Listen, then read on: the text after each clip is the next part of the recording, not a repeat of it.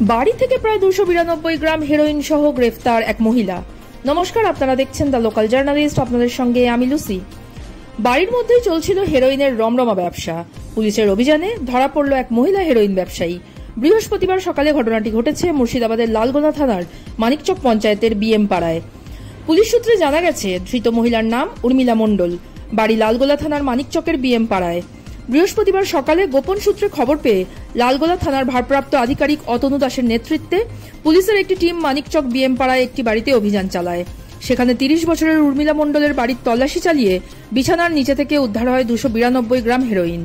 এরপরই ওই মহিলাকে গ্রেফতার করে পুলিশ। মহিলার বাড়ি থেকে আনুমানিক 30 লক্ষ টাকার হেরোইন বাজেয়াপ্ত করেছে পুলিশ। ধৃত ওই মহিলা হেরোইন ব্যবসায়ী বলে জানা গেছে। মহিলাকে আজ 7 দিনের পুলিশি হেফাজতের আবেদন জানিয়ে বহরমপুরের এনডিপিএস আদালতে পাঠাবে পুলিশ। এই হেরোইন কারবারের সঙ্গে আর কে কে জড়িত আছে তার তদন্ত করে দেখছে লালগোলা থানার পুলিশ।